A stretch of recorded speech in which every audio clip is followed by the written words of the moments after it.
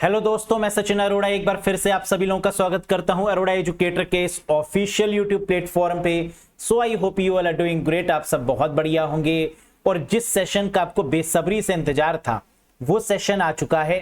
BPSC 3.0 examination के बेहद करीब हम लोग आ चुके हैं। बहुत अच्छे से आप लोगों ने पढ़ा है, बहुत अच्छे से रिवीजन भी किया है। बस आखिरी समय में कॉन्फिडेंस की रिक्वायरमेंट है कि हमें उस लेवल के क्वेश्चन मिल जाएं जो कि एग्जाम लेवल के हैं और हमें यह भी पता चल जाए कि इस बार जो एग्जाम होगा उसका लेवल क्या होगा। ये रहेगा लेवल। आज से ये सेशन शुरू हो चुका है। अगर आप ये सारे सेशंस को अटेंड करेंगे तो आप ये इंश्योर कर पाएंगे कि आपका कॉन्फिडेंस भी बढ़ेगा। सिर्फ कॉन्फिडेंस नहीं, सेम टू सेम क्वेश्चंस भी एग्जाम में देखने को मिलेंगे। फीडबैक जरूर दीजिएगा एग्जाम के बाद कि इन सेशन से आपको कितना फायदा हुआ है। बीपीएससी 3.0, 4.0 और एस्टेट, इनमें से किसी भी एग्जाम की अगर आप प्रिपरेशन कर रहे हैं तो ये सेशन आपके लिए बेनिफिशियल रहेंगे। कंप्यूटर के क्वेश्चंस नवीनतम पैटर्न पर आधारित, यानी जो लेटेस्ट एग्जाम का पैटर्न है उसी पर बेस्ड ये क्वेश्चंस आपके रहने वाले हैं। मोस्ट एक्सपेक्टेड क्वेश्चंस होंगे और आज है सेशन का डे 1। 50 क्वेश्चंस यहां पर आपके रहेंगे। कोशिश आपकी ये रहनी है कि अब जब आप एग्जाम के इतने करीब पहुंच चुके हैं तो 50 में से 45 प्लस स्कोर करें और मुझे सेशन के लास्ट में बताइएगा कि आउट ऑफ 50 आपने कितना स्कोर किया, क्वेश्चंस का लेवल आपको कैसा लगा, क्या कॉन्फिडेंस बूस्ट अप हुआ या नहीं, ये आप मुझे जरूर बताइएगा। डेली बेसिस पर ये सेशन होगा तो आप प्लीज, आपसे रिक्वेस्ट है आप सभी से कि इन सेशन को मिस मत करिएगा।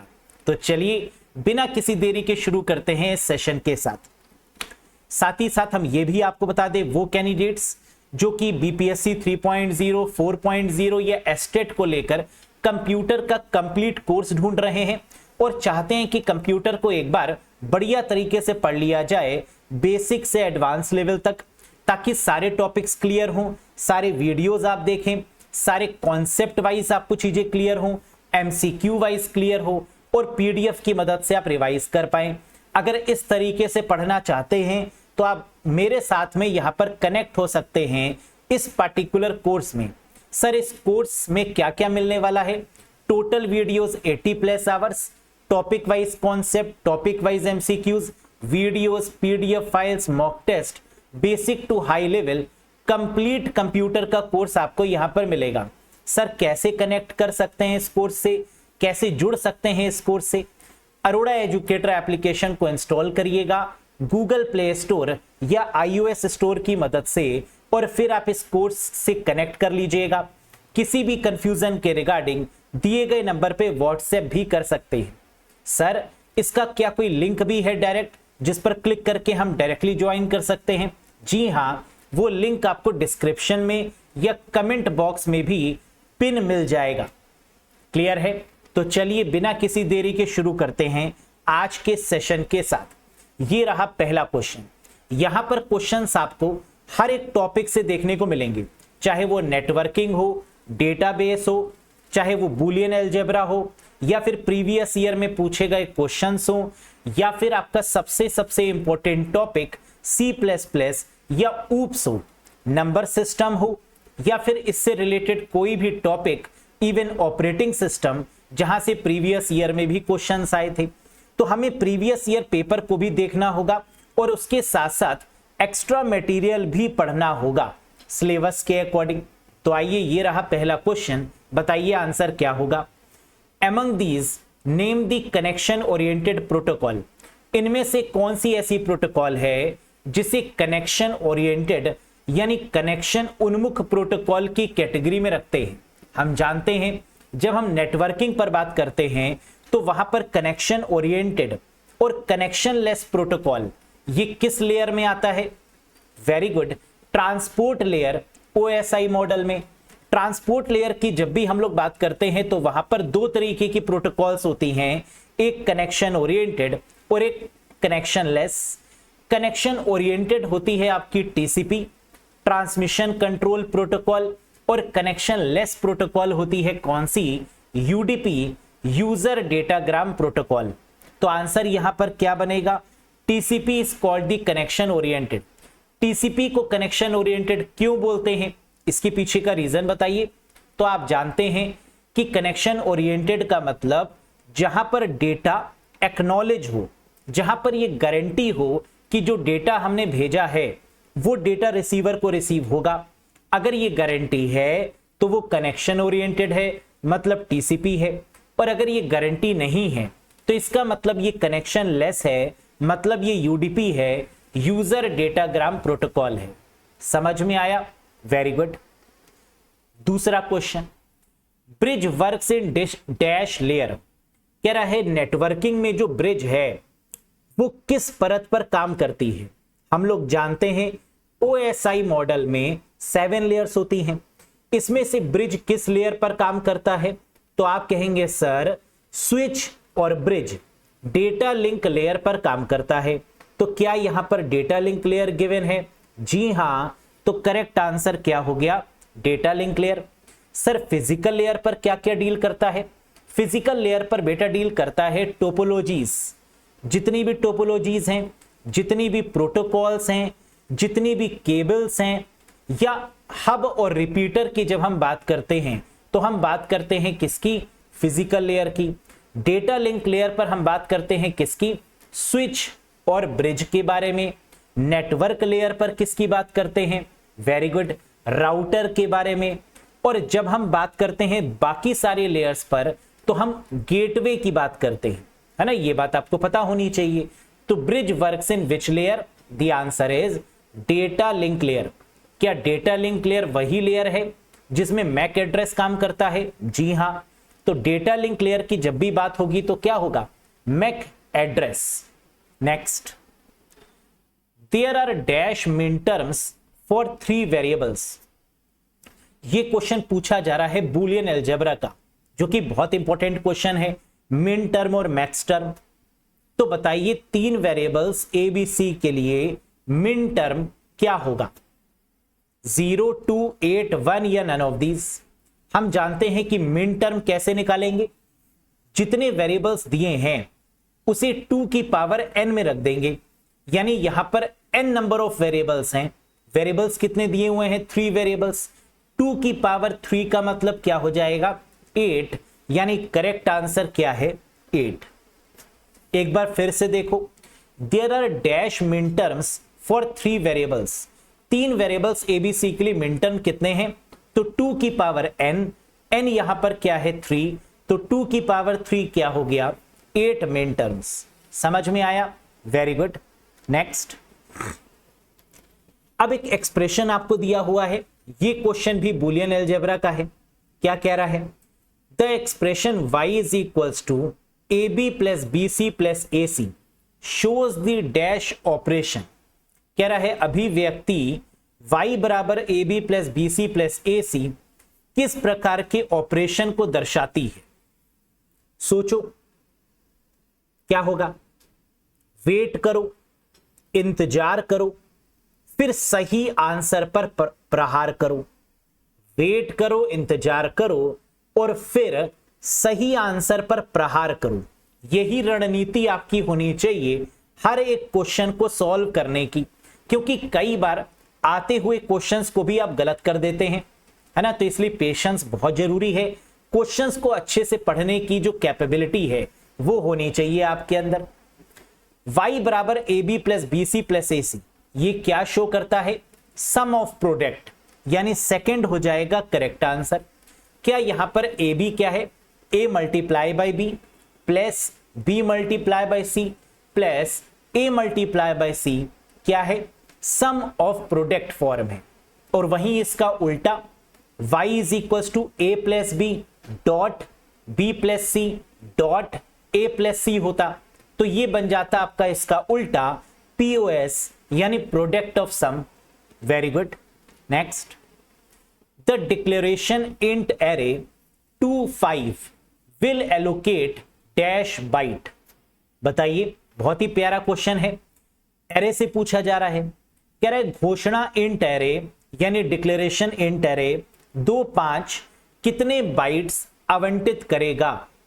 10 byte, 20 byte, 30 byte 40 byte, none of these, या आता है बताएंगे नहीं। क्या होगा इसका आंसर? बहुत सिंपल है, हम जानते हैं कि इंटीजर का साइज क्या होता है। तो आप कहेंगे कि सर इंटीजर का साइज कंपाइलर पर डिपेंड करेगा, जैसा कंपाइलर होगा उतने ही बाइट का इंटीजर होगा। लेकिन अगर कुछ भी गिवन ना हो तो क्वेश्चन में हम क्या मान लेते हैं? 4 बाइट। इंटीजर अगर 4 बाइट का है, मान लीजिए, है ना, ये मान लेते हैं हम, तो 2 इंटू 5 इंटू 4 कितना हो गया? 5 2 ज़ा 10, और इंटीजर 4 बाइट का, तो आंसर हो जाएगा क्या? 40। तो इन क्वेश्चंस को याद रखिएगा कि जब भी आंसर आपसे बाइट्स में मांगे और इंटीजर दिया हो तो हम इंटीजर कितने बाइट्स का मानते हैं? 4 बाइट का। पूर्णांक इंटीजर मान का आकार 4 बाइट्स को मानते हुए हम आंसर क्या दे देंगे? 2 इंटू 5 यानी 10 मल्टीप्लाई बाय 4 यानी 40 bytes is the correct answer. Next,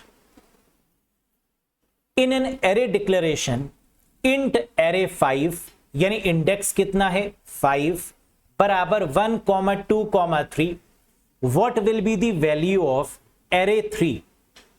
कह रहा है एक सारणी घोषणा इंट एरे 5 है जो बराबर है 1, 2 और 3 के। तो एरे 3 का मान बताइए क्या होगा? 1, 2, 3, 0 या नन ऑफ दीज? बताइएगा। बिल्कुल सही, हम जानते हैं कि 0 इंडेक्स पर क्या है? 1, 1 इंडेक्स पर क्या है? 2, सेकंड इंडेक्स पर क्या है? 3, और तीसरा वाला तो है ही नहीं, क्योंकि अगर 3 के बाद कॉमा में अगर कुछ होता तो वो वाली वैल्यू यहां पर आ जाती, है ना। जैसे अगर 1, 2, 3, 4 होता तो यहां पर क्या पूछा है? 5 वैल्यू ऑफ एरे 3, तो तब हम क्या इसका आंसर दे सकते थे? हाँ, 0 पर 1 है, 1 पे 2 है, 2 पर 3 है, और 3 पर अगर 4 होता तो आंसर 4 हो जाता। लेकिन यहां पर तो वैल्यू ही नहीं है, तो इस केस में आंसर क्या आ जाएगा? 0। तो करेक्ट आंसर विल बी 0। अगर ये ओवरलैप कर रहा है ना, कम पड़ रहे हैं हमें चीजें, तो इस केस में आंसर क्या हो जाएगा? 0 will be the correct answer. कई बार कैंडिडेट्स नन ऑफ दीज लगा देते हैं, नहीं, इस केस में आंसर नन ऑफ दीज ना होकर क्या होगा? 0 होगा, because 0 is the output of this particular value. Next, which of the following refers to the number of attributes in a relation? निम्नलिखित में से कौन सा संबंध में विशेषताओं की संख्या को संदर्भित करता है? यह क्वेश्चन आएगा ही आएगा। डेटाबेस में नंबर ऑफ एट्रीब्यूट्स को क्या बोलते हैं? हम लोग जानते हैं, जब भी हम डीबीएमएस की बात करते हैं तो रोज को टपल्स बोलते हैं और कॉलम्स को एट्रीब्यूट्स बोलते हैं। यह बात तो आपको पता है। कॉलम को फील्ड्स भी बोल सकते हैं, कॉलम को एट्रीब्यूट्स भी बोल सकते हैं, है ना, ये बात भी आपको पता है। लेकिन नंबर ऑफ एट्रीब्यूट्स का मतलब? बिल्कुल सही, the correct answer is degree. Number of attributes अगर डिग्री है तो नंबर ऑफ टपल्स क्या होगा? Number of tuples in a relation is called cardinality. इसको क्या बोलेंगे? रिलेशनशिप या कार्डिनलिटी। लेकिन number of attributes in a relation is called degree. ये क्वेश्चन इस तरीके से भी पूछते हैं एग्जाम में कि कार्डिनलिटी क्या है, नंबर ऑफ टपल्स, डिग्री क्या है, नंबर ऑफ एट्रीब्यूट्स। तो दोनों तरफ से इसको याद रखने की रिक्वायरमेंट है। Next, which of the examples below express the distributive law of Boolean algebra? नीचे दिए गए उदाहरणों में कौन सी बुलियन बीजगणित के वितरण नियम का व्यक्त करता है? डिस्ट्रीब्यूटिव लॉ बुलियन अलजेब्रा का क्या कहता है? डिस्ट्रीब्यूटिव लॉ का मतलब, अगर आप ब्रैकेट को ओपन करें और सॉल्व करके लिख दें, है ना, जैसे ब्रैकेट ओपन किया जाता है वही तो है डिस्ट्रीब्यूटिव लॉ। मतलब a ब्रैकेट में b प्लस सी बराबर है ab प्लस ac के, यही तो कहता है डिस्ट्रीब्यूटिव लॉ। तो करेक्ट आंसर क्या होगा? Option number 2, a multiply by b plus C. कैसे करेंगे? पहले a को b के साथ मल्टीप्लाई करेंगे, ab आ गया, फिर प्लस का साइन, ए को सी के साथ मल्टीप्लाई करेंगे, क्या आ गया, AC, that is the correct answer. Next, relational schema and other meta data about relations are stored in a structure called dash. बताओ, डेटाबेस का ये क्वेश्चन है और आप जानते हैं कि डेटाबेस में relational schema and other meta data मतलब data about data, about relation, relation का जो मेटा डेटा है वो कहां पर स्टोर होगा, संबंध परक स्कीमा और संबंधों के बारे में अन्य मेटा डेटा को डैश नामक संरचना में संग्रहित किया जाएगा, डेटा डिक्शनरी में। क्योंकि जितना भी मेटा डेटा है वो सब कहां पर स्टोर किया जाएगा, डेटा डिक्शनरी में। तो करेक्ट आंसर क्या बनेगा, option number 3, data dictionary is the right answer. Data dictionary में क्या होता है, डेटा को दिखाने का तरीका कि ये हमारा डेटा है। अब इसके अंदर हम क्या रखेंगे, मेटा डेटा रखेंगे, data about data, name, employees का नेम, एम्प्लॉय का डेटा टाइप, एम्प्लॉइज का डिस्क्रिप्शन, एम्प्लॉय से रिलेटेड जो भी इंफॉर्मेशन हम रखना चाहते हैं क्या यहां पर मेंटेन कर सकते हैं, जी हां। तो इस टेबल को हम क्या बोल देंगे, this is called data dictionary. समझ में आया, very good. Next, we can classify data structure into dash main categories. Data structure बहुत इंपॉर्टेंट टॉपिक है। सबसे ज्यादा जो क्वेश्चन एग्जाम में बनते हैं वो ऑब्जेक्ट ओरिएंटेड प्रोग्रामिंग, ऊप्स पर, C++ पर, डेटा स्ट्रक्चर पर, डेटाबेस, नेटवर्किंग, है ना, इनसे सबसे ज्यादा क्वेश्चन बनेंगे और इंक्लूडिंग बूलियन अलजेब्रा। तो इन टॉपिक्स को बहुत ही सॉलिड करने की रिक्वायरमेंट है। बाकी पूछेंगे तो हर एक टॉपिक से ही, लेकिन इन टॉपिक्स को बहुत सॉलिड करने की रिक्वायरमेंट है। बताइए, हम डेटा संरचनाओं को डैश मुख्य श्रेणियों में वर्गीकृत कर सकते हैं। हम जानते हैं डेटा स्ट्रक्चर कितने तरीके का होता है, 2 तरीके का। कौन कौन सा, प्रिमिटिव और non primitive. Non primitive further divided है 2 पार्ट्स में, लीनियर और नॉन लीनियर। तो करेक्ट आंसर क्या होगा, there are 2 main types of data structure, primitive and non primitive. Primitive data structure और नॉन प्रिमिटिव डेटा स्ट्रक्चर में क्या डिफरेंस है और इनमें क्या क्या आता है, एक बार बड़े पर्दे पर समझने की कोशिश करते हैं। आइए, हम जानते हैं डेटा स्ट्रक्चर अगर प्रिमिटिव की बात की जाएगी तो इसमें क्या क्या आएगा, integer, byte, long, short, int, है ना, इंटीजर आएंगे, कैरेक्टर आएगा, फ्लोट आएगा, बूलियन वैल्यू आएगी, यस या नो। और अगर नॉन प्रिमिटिव डेटा स्ट्रक्चर की बात करेंगे तो क्या आएगा, लीनियर और नॉन लीनियर। लीनियर में क्या क्या आएगा, एरे, लिंक लिस्ट, स्टैक और क्यू, ये लीनियर हैं। और नॉन लीनियर में क्या क्या आएगा, ट्री और ग्राफ, ये नॉन लीनियर फैशन में काम करते हैं। तो ये हो गए हमारे 2 प्रकार के data structure. Clear. Next, how many total logic gates are there in boolean algebra. Boolean बीजगणित में कुल कितने लॉजिक गेट्स होते हैं। लॉजिक गेट्स की बात करें तो इसका इस्तेमाल हम करते हैं सीपीयू को डिजाइन करने के लिए, एएलयू को डिजाइन करने के लिए, हार्डवेयर को डिजाइन करने के लिए।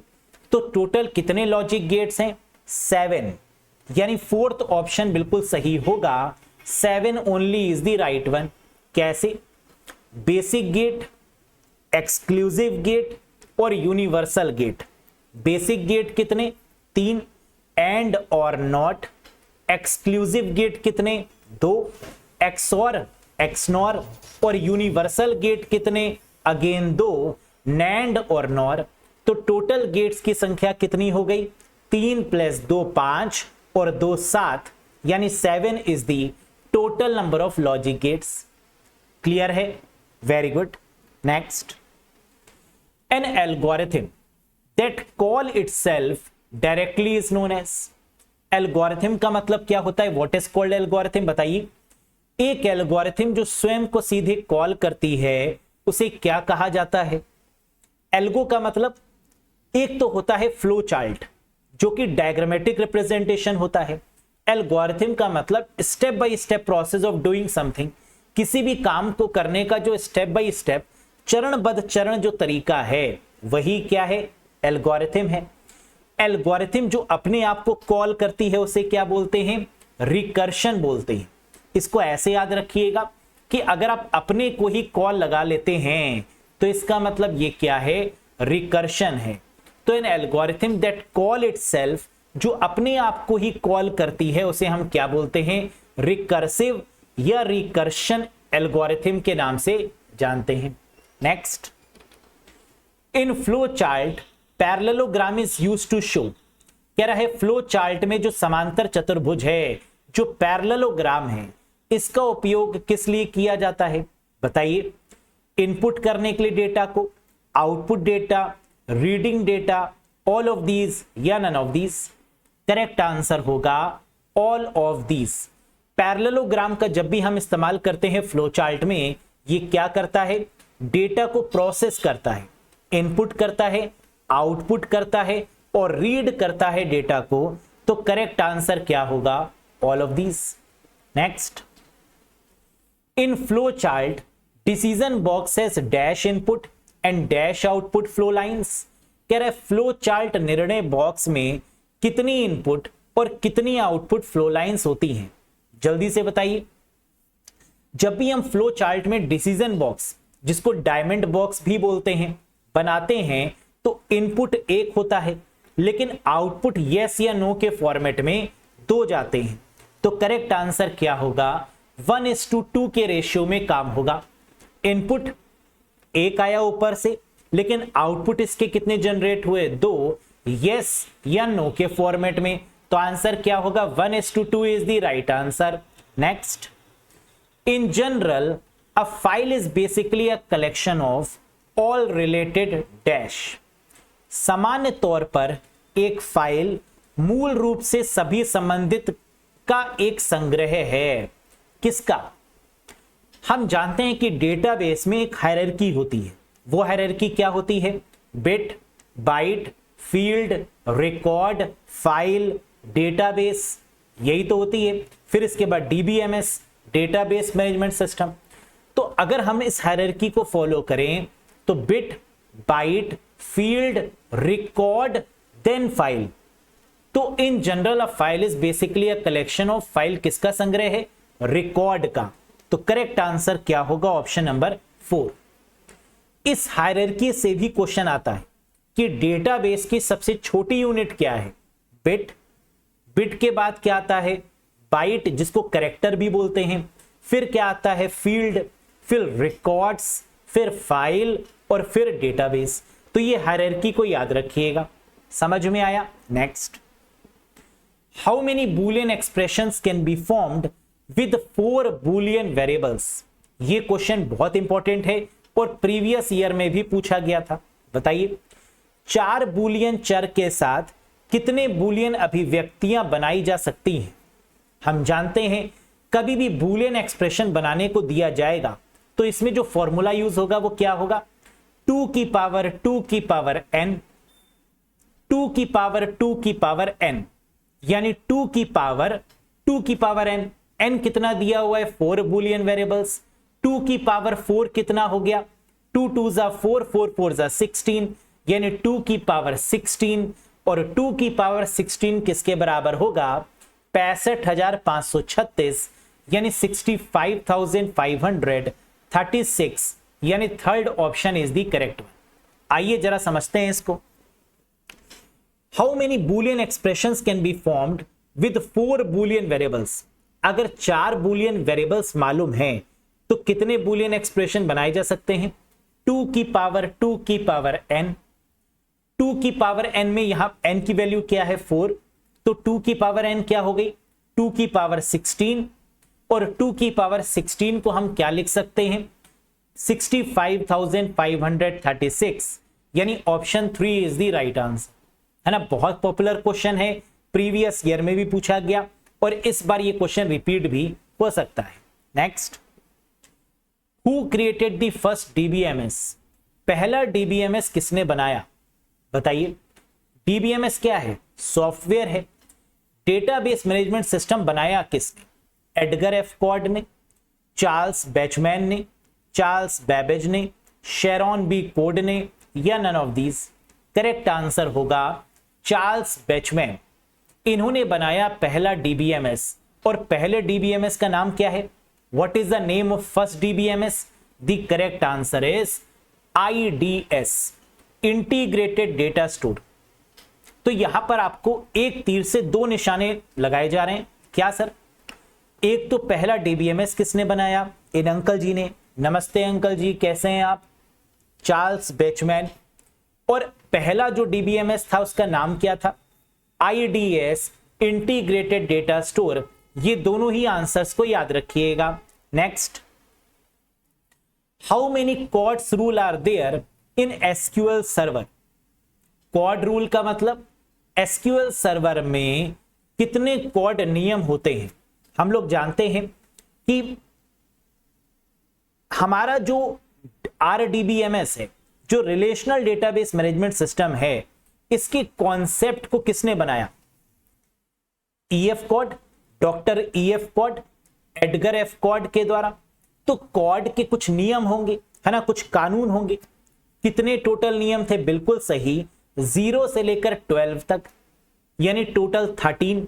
लेकिन इसको हम बोलते क्या हैं? 12 रूल्स। तो करेक्ट आंसर होगा option number 3, 12 rules of EF Codd, Edgar F Codd, doctor Edgar F Codd या एडगर फ्रैंक टेड कॉड के द्वारा दिए गए टोटल जो नियम थे वो कितने थे? 12। 0 से लेकर 12 थे, इसलिए काउंट करेंगे तो मिलेंगे 13। लेकिन उसे किस नाम से जानते हैं? 12 rules by E F Ted Codd. Clear है? Next, which of the following are DCL command? निम्नलिखित में से कौन डीसीएल कमांड है?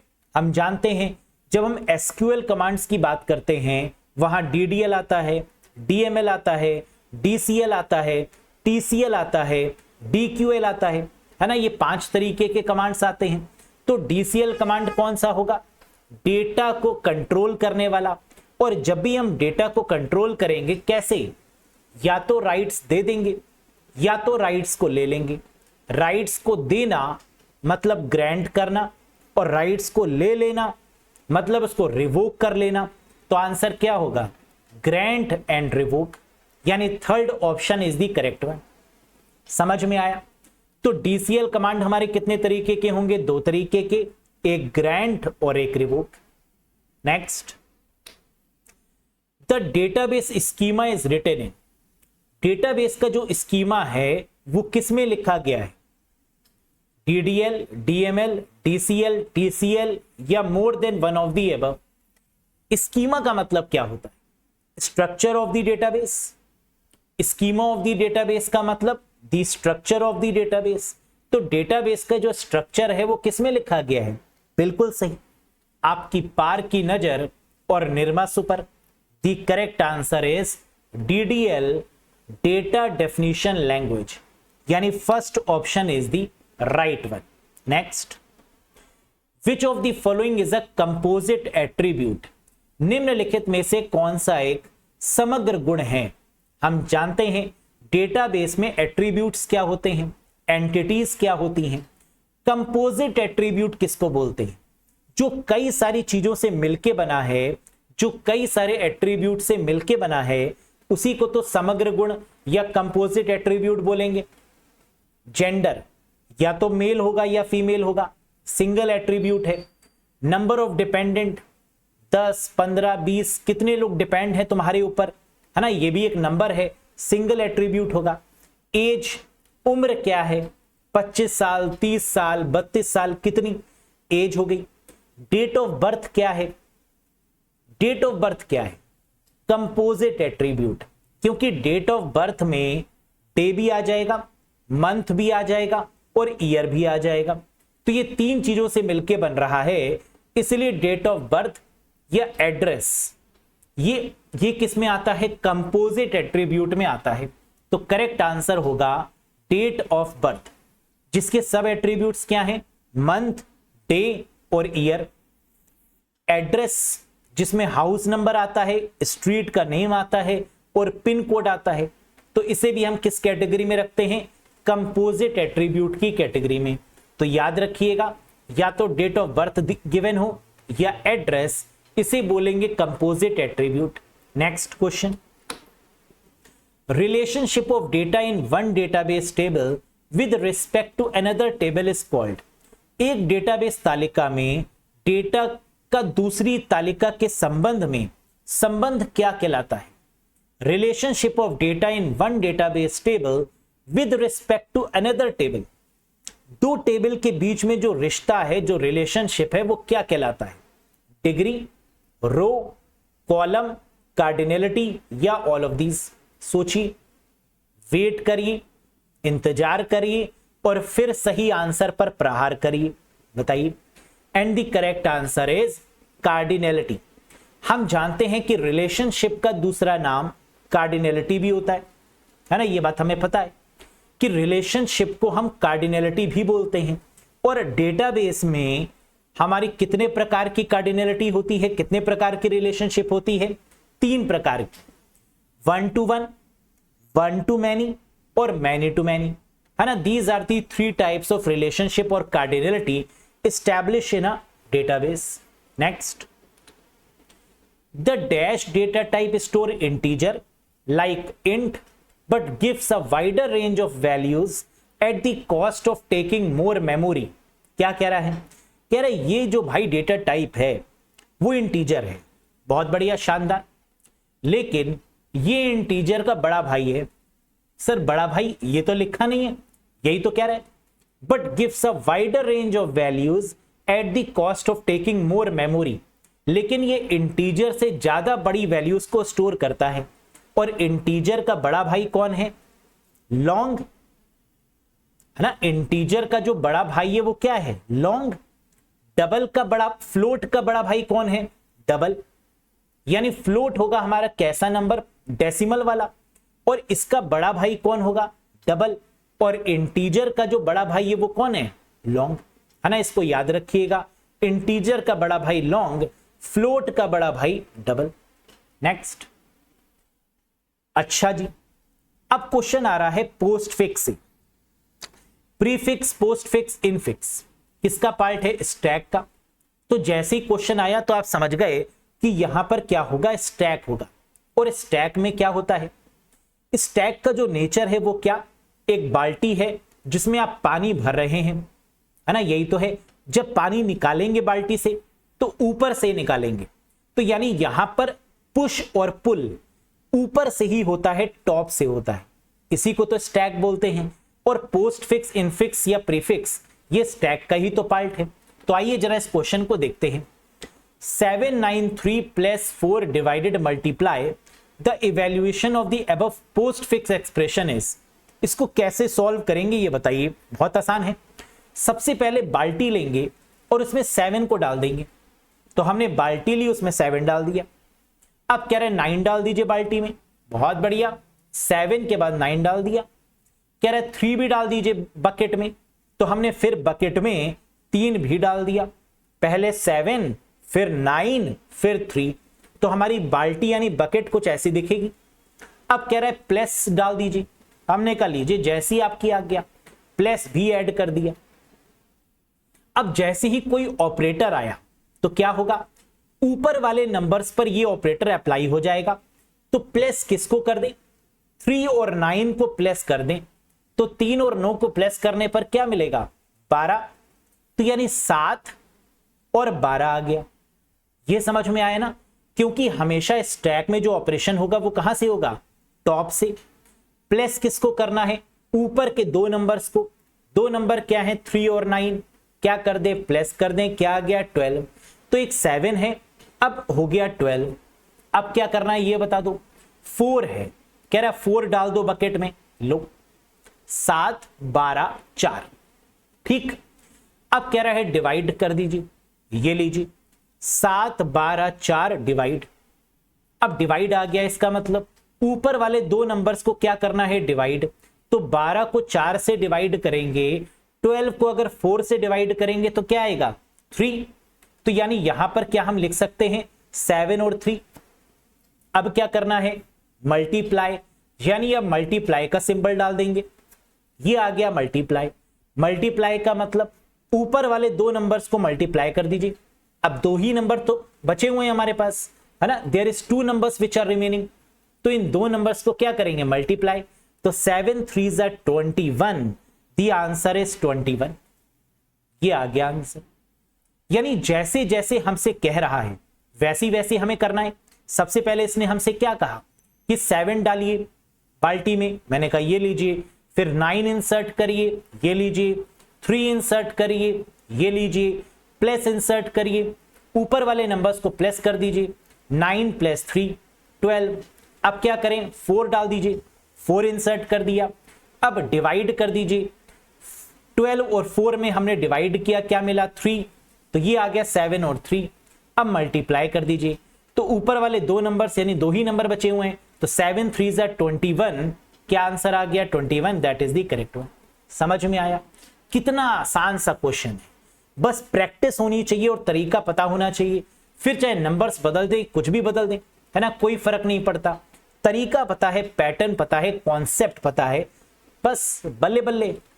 Next, assuming int is of 4 byte, कह रहा है इंटीजर 4 बाइट का है, बहुत बढ़िया। What is the size of integer array 15, तो इंटीजर एरे 15 का साइज क्या होगा। अच्छा, यह मानते हुए कि इंटीजर 4 बाइट का है, जी हां, इंटीजर एरे 15 का आकार क्या होगा, बहुत सिंपल, 15 × 4, 15 चक्कू 60, 15 4 60, तो करेक्ट आंसर क्या हो गया, 60 इज द राइट वन। चूंकि 15 इंटीजर तत्व है ना, क्योंकि 15 इंटीजर नंबर है और प्रत्येक इंटीजर 4 बाइट का होता है, दिया हुआ है हमें 15 × 4 करने पर क्या मिलेगा, 60 बाइट्स, जो कि करेक्ट आंसर है। तो 15 × 4 that is 60। Next, in general the index of the first element in an arrays, सामान्य तौर पर किसी सरणी में पहला तत्व का सूचकांक क्या होगा। हम जानते हैं एरे में जो पहला एलिमेंट होगा वो क्या होगा, 0 होगा। So the first element of the array is always be what, 0, so the correct answer is 0। Next, an array elements are always stored in dash memory location, एक सरणी तत्व हमेशा डैश मेमोरी स्थानों में संग्रहित होते हैं। सोच के बताओ, एरे में जो डेटा को स्टोर किया जाता है वो कैसे किया जाता है, रैंडम, सीक्वेंस, एक्सपोनेंशियल, लोगैरिथमिकली, या ऑल ऑफ दीज। हम जानते हैं एरे का मतलब क्या है, कंटीजियस मेमोरी एलोकेशन, जहां पर सारा डेटा एक साथ स्टोर होता है। और डेटा को स्टोर कैसे किया जाता है, सीक्वेंस में, 1 by 1 करके। तो करेक्ट आंसर क्या होगा, सीक्वेंशियली। लेकिन अगर एरे में डेटा को निकालना है तो हम रैंडम मैनर में निकालते हैं, है ना। एक्सेस करना है तो सीक्वेंस मैनर में भी कर सकते हैं, लेकिन ज्यादातर हम रैंडम मैनर में ही एक्सेस करना पसंद करते हैं। तो in array elements are always stored in sequence manner, but we can access the elements of an array in sequential और इन रैंडम फैशन। हम सीक्वेंशियल भी कर सकते हैं या रैंडम फैशन में भी कर सकते हैं, लेकिन प्रेफर करते हैं किसमें, रैंडम मैनर में एक्सेस करना। यह बात याद रखिएगा। एक सरणी तत्व हमेशा अनुक्रमित मेमोरी स्थानों में संग्रहित होते हैं। Next, what will be the sequence of numbers if the following operations are performed on a stack. बहुत पॉपुलर क्वेश्चन है, आएगा ही आएगा, ध्यान से देखो। कह रहे what will be the sequence of number, number का सीक्वेंस क्या होगा if the following operations are performed on a stack. अगर स्टैक पर ये ऑपरेशन परफॉर्म करेंगे तो क्या होगा। स्टैक मतलब अभी मैंने बताया, एक बाल्टी है, इंसर्ट करेंगे तो ऊपर से, फेच करेंगे डेटा को तो ऊपर से स्टैक, पुश करना है 5। अच्छा, कह रहा है बाल्टी में 5 डालिए, आइए करते हैं। एक बाल्टी बना लीजिए, 5 डालिए इसमें, फिर कह रहा है फिर से पुश करिए 7। अच्छा, यानी 5 के ऊपर 7 डाल दें, यानी 5 है ऊपर से 7 डाल दिया। पॉप का मतलब होता है निकालना, पुश का मतलब डालना यानी इंसर्ट करना, और पॉप का मतलब फेच करना यानी निकालना। अब कह रहा है पॉप कर लीजिए किसको, ऊपर वाले को, यानी 7 को निकाल लीजिए। तो हमने इसको निकाल लिया यानी ग्रीन कर दिया। अब क्या बचा बाल्टी में, बकेट में 5 बचा। अब कह रहा है पुश करिए 8। हमने कहा ठीक है लीजिए, 5 लिया, इसके ऊपर 8 डाल दिया। कह रहा है फिर पुश करिए 6। हमने कहा अच्छा, 5 8 और फिर 6। कह रहा है पॉप, यानी 6 को निकाल लीजिए, ऊपर से निकाल लीजिए, पॉप कर लीजिए। 6 को निकाल लिया, ग्रीन कलर से डिनोट कर दिया। कह रहा है फिर पॉप करिए। तो अब 6 निकालने के बाद क्या बचा था, 5 और 8। अब कह रहा है 8 को भी निकाल लीजिए, है ना, पॉप कह रहा है तो हमने 8 को भी निकाल लिया। फिर कह रहा है पॉप करिए, क्या बचा था 5 को भी निकाल लीजिए। तो अब कह रहा है ये बताओ the sequence of value popped out, आपने किस सीक्वेंस में वैल्यू को पॉप किया। पहले 7 को निकाला, फिर 6 को निकाला, फिर 8 को निकाला, फिर 5 को निकाला। तो करेक्ट आंसर क्या हो गया, 7 6 8 5, यानी option number 4 is the right one. यही तो है, आखिरी में जो हमारी बकेट है वो क्या हो गई, खाली हो गई, है ना। अब इसमें कुछ भी नहीं है, सब निकाल चुके हैं। तो हमने एक एक कर इंसर्ट किया और इसके अकॉर्डिंग ही हमने क्या किया, पॉप। तो किस ऑर्डर में पॉप किया ये बताइए। The answer is 7 6 8 5। Next, in 2D array, ठीक है, हम जानते हैं एरे हमारा 1 डायमेंशनल है ना, 1D तो होता नहीं है, मेनली मिनिमम क्या होगा 2D होगा, 1D भी हो सकता है। 1D का मतलब क्या होता है, या तो रोज या तो कॉलम्स। 2D का मतलब combination of rose and columns, जिसको टेबल बोल देते हैं। सो the first subscript stands for, 2D array में पहली सबस्क्रिप्ट क्या होगी, 2 डायमेंशन का मतलब रोज मल्टीप्लाई बाय कॉलम्स, है ना, रोज और कॉलम्स। तो पहली सबस्क्रिप्ट क्या होगी, रोज। तो करेक्ट आंसर हो गया रोज। 3D एरे की जब बात करेंगे तो वहां पर रोज भी होंगी, कॉलम्स भी होंगे और इसके साथ में डायमेंशन एक और भी होगा। वो हाइट हो सकती है, वो विड्थ हो सकता है ना, वो कुछ भी हो सकता है। तो उसको हम लोग बोलेंगे 3 डायमेंशनल एरे या मल्टी डायमेंशनल एरे। तो in a 2D array the first subscript stands for rows. अगर क्वेश्चन में ये पूछा जाए कि in 2D array the second script stands for, तो आंसर क्या हो जाएगा, कॉलम्स। पहला हमेशा रोज होगा और दूसरा हमेशा क्या होगा, columns. Next, in Q insertion happen at the dash and. कह रहे क्यू में जो इंसर्शन है, जो सम्मिलित करेंगे लोगों को, वो कहां से करेंगे, डैश अंत पर होता है, किस एंड पर होता है। हम जानते हैं क्यू में जो इंसर्शन करते हैं वो पीछे से करते हैं, पीछे का मतलब रियर। तो करेक्ट आंसर क्या होगा, रियर। हम डिलीट करेंगे फ्रंट से और ऐड करेंगे रियर से, क्योंकि क्यू में 2 ही हिस्से होते हैं, एक फ्रंट और एक रियर। रियर से ऐड करते हैं और डिलीट करते हैं फ्रंट से। तो क्या पूछा गया था, इंसर्ट कहां से करेंगे, ऐड कहां से करेंगे, रियर से। Next, initially the Q is empty. ये तो बहुत बढ़िया क्वेश्चन है और आएगा ही आएगा। कह रहे क्यू मान लीजिए खाली है ना, क्यू में कोई भी एलिमेंट नहीं है। Initially the Q is empty and value of front end rear is both. तो इस केस में जो फ्रंट और रियर की वैल्यू है वो क्या होगी, प्रारंभ में कतार खाली है, आगे और पीछे दोनों का मान क्या होगा। अगर क्यू बिल्कुल खाली है इसका मतलब कि फ्रंट और रियर का मान -1 होगा। याद रखिएगा कि जब भी हमारी क्यू बिल्कुल खाली होगी तो फ्रंट और रियर का मान बराबर होगा, और ये कितना होगा, -1 के बराबर, है ना। That is the very very important question कि क्यू अगर खाली है तो फ्रंट और रियर की वैल्यू क्या होगी। The answer is -1। Next, which concept allows you to reuse the written code. अच्छा, ये क्वेश्चन किससे आ रहा है, ऑब्जेक्ट ओरिएंटेड प्रोग्रामिंग लैंग्वेज यानी ऊप से। कह रहे कौन सी अवधारणा आपको लिखित कोड को पुनः उपयोग करने की अनुमति देती है, रीयूज करने की परमिशन देती है। इनकैप्सुलेशन, एब्स्ट्रैक्शन, इनहेरिटेंस, पॉलीमॉर्फिज्म या ऑल ऑफ दीज। रीयूज करने का मतलब, जैसे मैं अपने पापा पे गया हूं तो इसका मतलब कि मैंने अपनी पापा की क्वालिटीज को यूज किया है, यूज करने का मतलब इनहेरिट किया है, इनहेरिट करने का मतलब अपनाया है, अपनाने का मतलब इनहेरिटेंस, यानी option number 3 is the right answer. बोलो। तो रीयूज करना, इसका मतलब ऑब्जेक्ट ओरिएंटेड में क्या होगा? इनहेरिट करना, रीयूज करना, इनहेरिट करना, इनहेरिट करना, रीयूज करना। समझ में आया? Next, name the first object oriented programming language.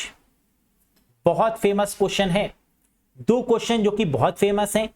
पहली ऑब्जेक्ट ओरिएंटेड प्रोग्रामिंग लैंग्वेज का नाम बताइए, pure object oriented programming language का नाम बताइए, है ना। इन दोनों में से एक क्वेश्चन तो आता ही आता है।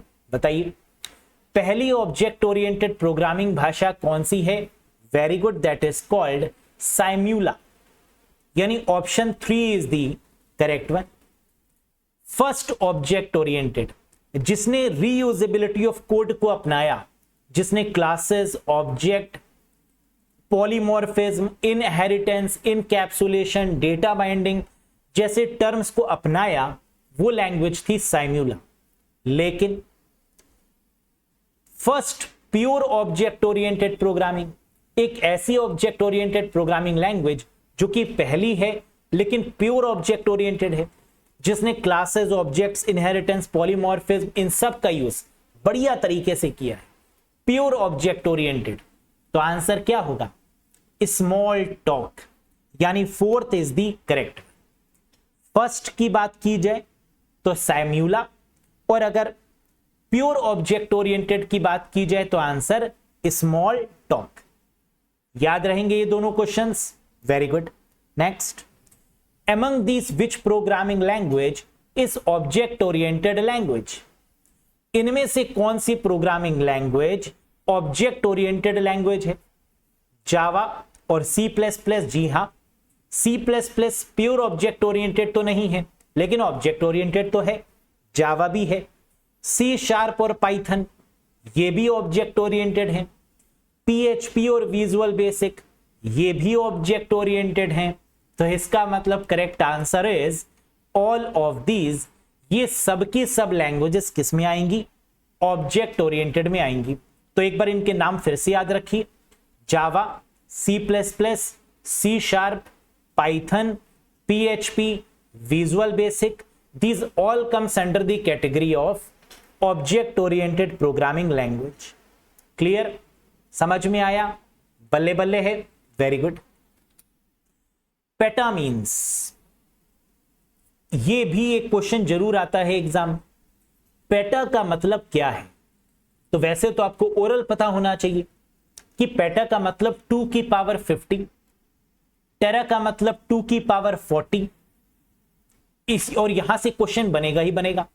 ये कैसे किया, है ना? आइए जरा इस बात को समझते हैं। तो पेटा का मतलब होता है 2 की पावर 50। अगर हम बात करें किसकी? किलोबाइट की, किलो की। तो किलो का मतलब क्या होता है? 1 kilobyte is equals to 1024 byte. यही तो होता है 1024 बाइट। और 1024 को क्या लिख सकते हैं? 2 की पावर 10। इसी प्रकार मेगाबाइट कितने के बराबर होगा? 2 की पावर 20। गीगाबाइट 2 की पावर 30। टेराबाइट 2 की पावर 40। पेटाबाइट 2 की पावर 50 और एक्साबाइट 2 की पावर 60। प्रीवियस ईयर में शायद आपका टेराबाइट पूछा गया था, है ना? मालूम होगा आप लोग को। तो टेराबाइट में आंसर क्या था? 2 की पावर 40। कुछ भी पूछा जा सकता है। तो किलोबाइट 2 की पावर 10, मेगाबाइट 2 की पावर 20, गीगा 2 की पावर 30, टेरा 2 की पावर 40, पेटा 2 की पावर 50 और एक्साबाइट 2 की पावर 60 बाइट के बराबर है। याद रखिएगा। नेक्स्ट। अच्छा, अब यहां पर एक क्वेश्चन आता है जिसमें कैंडिडेट बहुत कंफ्यूज होते हैं। क्या? C++ की शॉर्टकट कीज, है ना? और यहां से क्वेश्चन बनता जरूर है। और ये क्वेश्चन बनता है टर्बो C++ IDE से, इंटीग्रेटेड डेवलपमेंट एनवायरनमेंट, है ना, IDE। अब यहां पर C++ में जो शॉर्टकट कीज हैं वो बहुत फेमस है ना? आप लोगों ने भी C या C++ पे काम अगर किया होगा तो आप जानते होंगे कि ऑल्ट F9 से क्या होता है, कंट्रोल F9 से क्या होता है, ऑल्ट X करने से क्या होता है ना, ये कॉमन है। तो यहां से क्वेश्चन बनते ही बनते हैं। आइए एक बार रिवाइज करते हैं। Alt plus F9 shortcut key is used in Turbo C++ ID for which purpose. Turbo C++ ID में alt plus F9 shortcut key का उपयोग किस उद्देश्य के लिए करते हैं? आंसर है कंपाइल करने के लिए। अगर हमें प्रोग्राम को कंपाइल करना है तो क्या करेंगे? ऑल्ट F9 करेंगे, है ना, very simple. Control F9 shortcut key is used in Turbo C++ ID for which purpose. Turbo C++ ID में control plus F9 shortcut key का प्रयोग क्यों करेंगे? प्रोग्राम को कंपाइल और रन करने के लिए, मतलब रन करवाने के लिए। तो करेक्ट आंसर क्या होगा? रन। पीछे क्या था? Alt F9 compile, control F9 run करने के लिए, और ऑल्ट F5 का यूज क्यों करते हैं? Alt F5 shortcut key is used in Turbo C++ ID for which purpose. Turbo C++ ID में ऑल्ट F5 शॉर्टकट की का प्रयोग किस पर्पस से किया जाता है? आउटपुट विंडो या स्क्रीन विंडो को शो करने के लिए, यूजर स्क्रीन को शो करने के लिए, है ना। आउटपुट विंडो का मतलब यूजर स्क्रीन को शो करने के लिए ऑल्ट F5 का प्रयोग करते हैं। तो आंसर हो गया आउटपुट विंडो। समझ में आया? एक क्वेश्चन और इंपॉर्टेंट है, ऑल्ट के साथ F3 का प्रयोग क्यों करते हैं? टर्बो C++ में ऑल्ट F3 शॉर्टकट की का प्रयोग क्यों किया जाता है? क्लोज करने के लिए। अगर हमें क्लोज करना है टर्बो C++ तो क्या करेंगे? ऑल्ट के साथ F3 करेंगे। लेकिन अगर हमें एग्जिट करना है, बाहर निकलना है, तो क्या करेंगे? तो ऑल्ट के साथ में X प्रेस करेंगे। यानी alt plus X shortcut key is used in Turbo C++ for exit. तो हमें क्या समझ में आया? कंपाइल कैसे करेंगे, रन कैसे करेंगे, आउटपुट विंडो या यूजर स्क्रीन विंडो को कैसे शो करेंगे, क्लोज कैसे करेंगे C++ में, और एग्जिट कैसे करेंगे C++ में। क्या ये सारी बातें समझ में आई? तो एग्जिट के लिए ऑल्ट प्लस X। अगर कंफ्यूजन है तो जरा एक बार फिर से देखो, ये लो बड़े स्क्रीन पर सारे कमांड हमने एक साथ लिख दिए।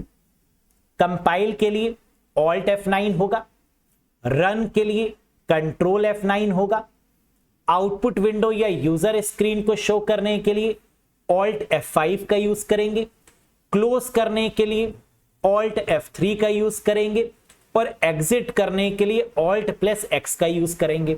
और इसमें से एक क्वेश्चन जरूर आएगा, है ना, लिख के रख लीजिए, यहां से एक क्वेश्चन आना ही आना है, कंफर्म है।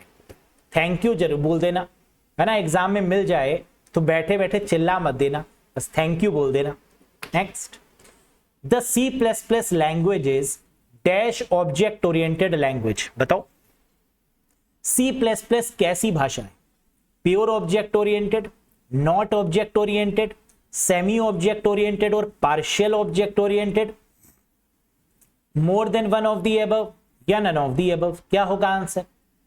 हम जानते हैं कि C++ प्योर ऑब्जेक्ट ओरिएंटेड तो है नहीं, ये सेमी ऑब्जेक्ट ओरिएंटेड है, या इसको पार्शियल ऑब्जेक्ट ओरिएंटेड भी बोल सकते हैं। तो करेक्ट आंसर क्या होगा? Option number 3, semi object oriented या पार्शियल ऑब्जेक्ट ओरिएंटेड, है ना। ये पूरी तरीके से ऊप्स के प्रिंसिपल को फॉलो नहीं करती, लेकिन पार्शियल या सेमी ऑब्जेक्ट ओरिएंटेड की कैटेगरी में आती है। Next, which type of memory is used by N array in C++ programming language? C++ programming भाषा में एरे द्वारा किस प्रकार की मेमोरी का उपयोग किया जाता है? हम जानते हैं एरे का मतलब एक साथ मेमोरी का होना, है ना। अगर रखेंगे तो एक साथ रखेंगे, और एक साथ रखने को क्या बोलते हैं? Contiguous memory allocation. तो आंसर क्या होगा? Array in C++ programming language is used as an contiguous memory allocation. एक साथ रखना, और इस एक साथ रखने में क्या कोई नुकसान होता है? जी हां, मेमोरी की वेस्टेज हो जाती है ना, क्योंकि इसमें मेमोरी की स्पेस वैकेंट रह जाती है। तो ये क्या सही प्रोसेस है ना? Somehow not. इसीलिए तो एरे के बाद स्टैक, लिंक लिस्ट, है ना, और फिर तमाम आपकी चीजें आती चली गई लीनियर और नॉन लीनियर फैशन में। Next, what following operator is called question mark colon in C plus plus. यहां से भी क्वेश्चन बनता ही बनता है। निम्नलिखित ऑपरेटर को सी प्लस प्लस में क्वेश्चन मार्क कॉलन, इस ऑपरेटर को क्या कहा जाता है? Scope resolution operator, conditional operator, ternary operator, if else operator, या more than one of the above. क्या हो सकता है? नो डाउट, इसमें कोई दो राय नहीं है कि क्वेश्चन मार्क और कॉलन का यूज इफ एल्स के तौर पर करते हैं। यह बात बिल्कुल सही है, लेकिन इफ एल्स का प्रयोग ना करना पड़े इसीलिए हम इस ऑपरेटर का यूज करते हैं। तो इफ एल्स होगा नहीं, स्कोप रेजोल्यूशन होगा नहीं, कंडीशन को ये शो करता नहीं है। टर्नरी ऑपरेटर बिल्कुल सही होगा, क्योंकि इसका ओरिजिनल नाम क्या है? टर्नरी ऑपरेटर इन सी प्लस प्लस। मैंने लिख भी दिया है कि this can be used in place of if else condition. इस ऑपरेटर का प्रयोग इफ एल्स कंडीशन के तौर पर ही किया जाता है, लेकिन इसको बोलते क्या है? Ternary operator. क्या सर इस टर्नरी ऑपरेटर को और किसी नाम से भी जानते हैं? जी हां, इस टर्नरी ऑपरेटर को वैसे तो हम कंडीशनल ऑपरेटर भी बोलते हैं। तो सर यहां पर कंडीशनल भी सही होना चाहिए। हम इसको टर्नरी इफ या इनलाइन इफ, एब्रीविएटेड इफ के नाम से भी जानते हैं। तो इसका मतलब इफ एल्स ऑपरेटर भी होना चाहिए। तो इसके अकॉर्डिंग तो मोर than one of the above answer होना चाहिए। क्यों? अगर ये एक कंडीशनल ऑपरेटर है, अगर ये इफ एल्स ऑपरेटर के तरीके से भी काम करता है, और मैंने कहा कि ये टर्नरी ऑपरेटर भी है, तो यहां पर आंसर तो मोर than one of the above होना चाहिए।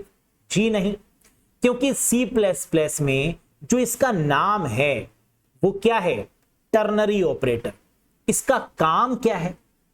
इसका काम है कंडीशन को स्पेसिफाई करना, इफ एल्स कंडीशन को सॉल्व करना, इफ एल्स के तौर पर काम करना। ये नहीं पूछा है कि इसका काम क्या है, पूछा क्या है? What following operator is called. इस ऑपरेटर को बोलते क्या है? तो करेक्ट आंसर क्या होगा? Ternary operator. यानी नजर हटी, दुर्घटना घटी। तो बहुत सावधानी के साथ आंसर करिएगा। कभी कभी जो आपका पढ़ा हुआ है ना, वो कम नंबर भी दिलवा देता है, क्योंकि आप कहेंगे सर ये तो एक कंडीशन है, सर ये इफ एल्स के तरीके से भी यूज हो रहा है, तो answer more than one of the above होगा। लेकिन नहीं, क्वेश्चन को बहुत प्यार से पढ़ने की रिक्वायरमेंट है। फिर वही बात, क्वेश्चन को अच्छे से देखो, वेट करो, इंतजार करो, और फिर सही समय पर आंसर पर प्रहार करो, है ना। यही तो मेन खासियत है एग्जाम की। चलो आगे देखो, what is the size of integer data type in C plus plus. हम जानते हैं कि ये क्वेश्चन तो आता ही आता है, कंफर्म है, लेकिन इस क्वेश्चन में कैंडिडेट को बहुत प्रॉब्लम है कि आंसर क्या लगाएं। 2 बाइट लगाएं, 4 बाइट लगाएं, डिपेंड्स ऑन कंपाइलर लगाएं, या more than one of the above लगाएं। क्या लगाएं? सोचो। अभी मैंने आपको बताया था, पीछे क्वेश्चन मैंने आपको करवाया था, जहां पर इंटीजर मैंने 4 बाइट लेकर आपको सॉल्व करवाया। लेकिन अगर क्वेश्चन में पूछ लिया जाए कि what is the size of integer data type in C plus plus, तो आंसर क्या होगा? क्या इसको डिफाइन किया जा सकता है? नहीं, क्योंकि ये डिपेंड करेगा कंपाइलर के साइज पर, कि कंपाइलर 16 बिट का है या 32 बिट का।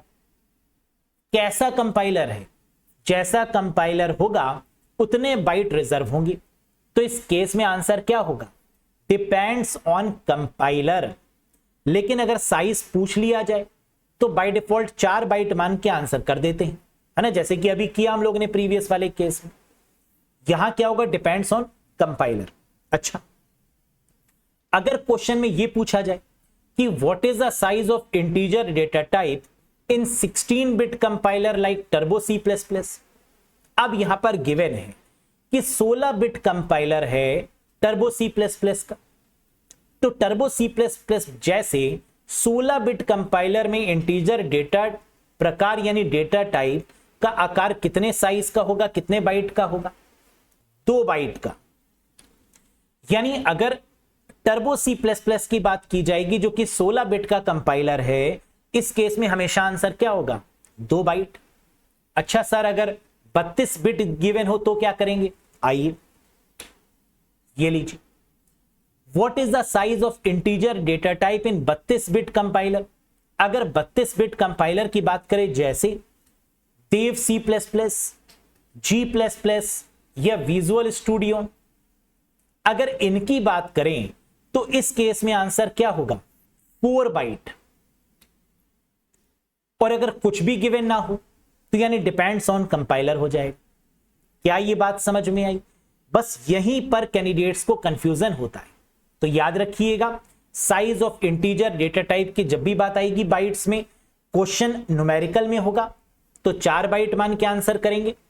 अगर थ्योरी के फॉर्म में गिवन होगा और सिर्फ size of integer data type in C++ पूछा जाएगा तो डिपेंड्स ऑन कंपाइलर आंसर होगा। 16 बिट कंपाइलर की बात होगी तो 2 बाइट्स आंसर होगा। 32 बिट कंपाइलर की बात होगी तो 4 बाइट आंसर होगा, है ना। इन तीनों को गांठ बांध लीजिए, अच्छे से याद रखिएगा, वरना फिर एग्जाम के बाद आकर यही बोलेंगे शिट आता तो था लेकिन भूल गए, सचिन सर ने करवाया तो था लेकिन भूल गए। ऐसा मत करना, ठीक है। चलो, what is the size of void in bytes. Bytes में शून्य का आकार क्या है? बाइट्स नहीं, वॉइड, हाँ एक ही बात है। बाइट्स में शून्य का आकार क्या है? What is the size of void in bytes. Void का मतलब क्या होता है? नल, और नल का मतलब 0, है ना। वॉइड को यहां क्या बोलते हैं? 0, तो आंसर है 0। Very easy. Next, what is the size of empty class in C++। ये बहुत बढ़िया question, top class question. C++ में खाली क्लास का आकार क्या हो? क्या C++ में ये पॉसिबल है कि क्लास एम्प्टी हो? जी हां, है ना, ये पॉसिबिलिटी है कि साइज क्या हो? एम्प्टी हो, खाली हो। तो what is the size of empty class in C++। Empty class का साइज क्या होगा? The correct answer is 1 byte. यहां पर कैंडिडेट आंसर लगाकर आते हैं 0 बाइट, क्योंकि उनको लगता है क्लास अगर एम्प्टी है तो यानी वॉइड है। ना ना ना ना, क्लास अगर एम्प्टी है तो इसका मतलब वहां पर कितना डेटा स्टोर हो सकता है? 1 बाइट डेटा स्टोर हो सकता है। That is called size of the empty class, 1 byte. Very important question.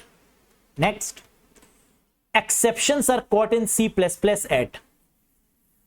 हम जानते हैं कि C++ यानी जितनी भी ऑब्जेक्ट ओरिएंटेड लैंग्वेजेस होती हैं उनकी एक खास बात होती है, जैसे पाइथन, एक्सेप्शन को हैंडल करना, एरर को हैंडल करना, है ना। That is called exceptions.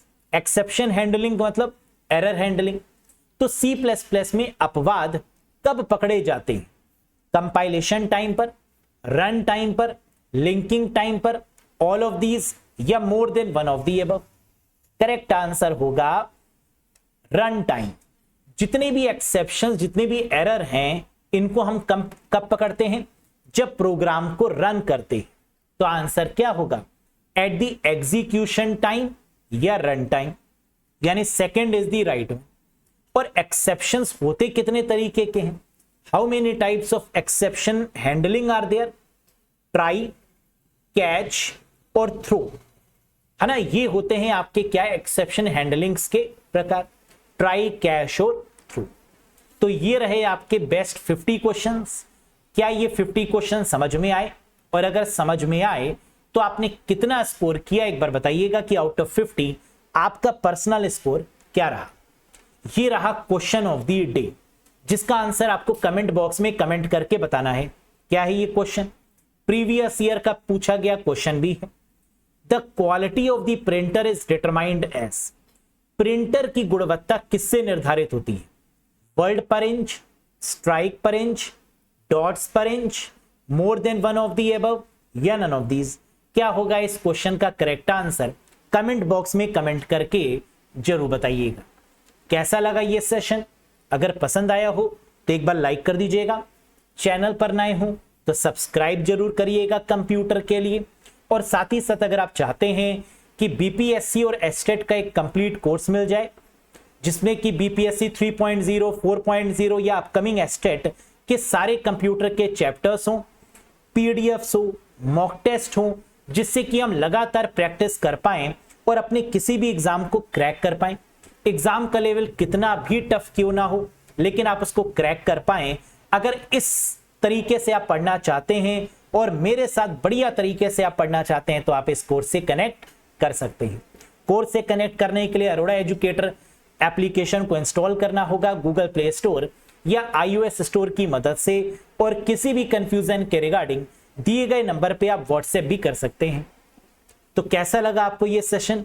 क्या किसी क्वेश्चन में कोई डाउट है, क्या कोई कंफ्यूजन है? और अगर हाँ तो एक बार कमेंट करके मुझे बताइएगा कि सर ये क्वेश्चन समझ में नहीं आया या इस तरीके के क्वेश्चंस हमें नहीं आते, वो करवा दीजिए। तो जो भी आप रिक्वेस्ट करेंगे आपकी रिक्वेस्ट को भी फुलफिल करेंगे और एग्जाम ओरिएंटेड क्वेश्चंस को भी करवाते जाएंगे। तो that's all for today guys, thank you very much, bye bye and take care. बढ़िया तरीके से पढ़ते रहिए, बहुत जल्द मिलेंगे नेक्स्ट 50 क्वेश्चंस के साथ, नेक्स्ट बेस्ट 50 क्वेश्चंस के साथ। Till then bye bye and take care, thank you very much guys.